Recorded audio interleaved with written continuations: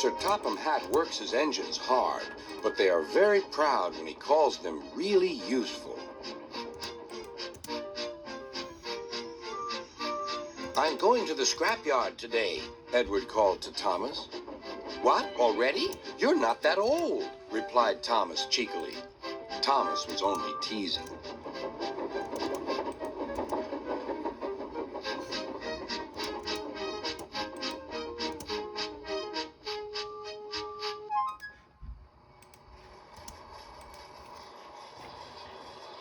The scrapyard is full of rusty old parts and machinery.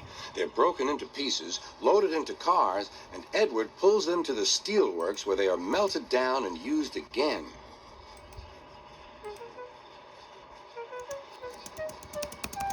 Today, there was a surprise waiting for Edward in the yard.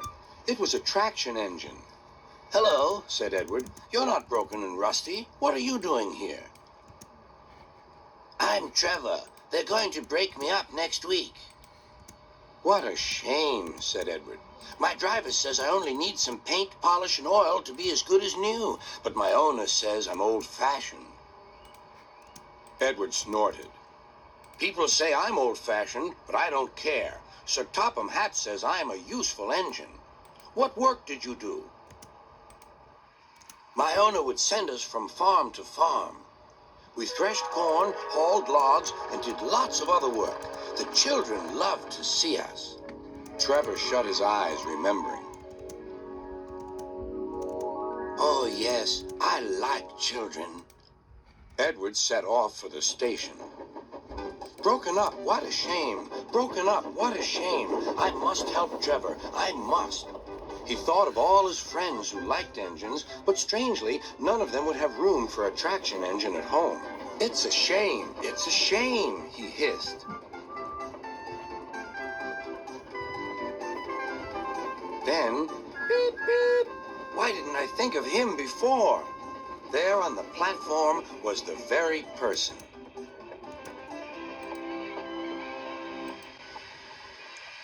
"Hello, Edward. You look upset." "What's the matter, Charlie?" he asked the driver. "There's a traction engine in the scrapyard, Vicar. He'll be broken up next week. Jem Cole says he never drove a better engine." "Do save him, sir. He saws wood and gives children rides." "We'll see," replied the vicar. Jem Cole came on Saturday. "The Reverend is coming to see you, Trover. Maybe he'll buy you." "Do you think he will?" asked Trover. "He will when I've lit your fire and cleaned you up." The vicar and his two boys arrived that evening. Trover hadn't felt so happy for months. He chuffered about the yard. "Show your paces, Trover," said the vicar.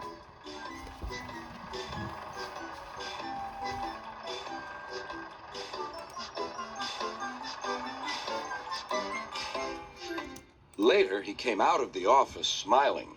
"I've got him cheap, Jem, cheap."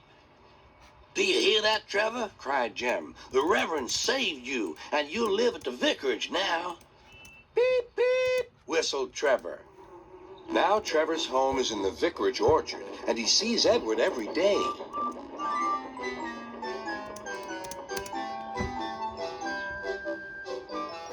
His paint is spotless, and his brass shines like gold. Trover likes his work, but his happiest day is the church fair.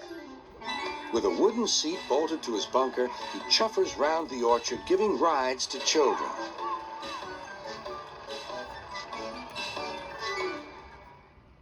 Long afterward, you'll see him shut his eyes, remembering. "I like children," he whispers happily.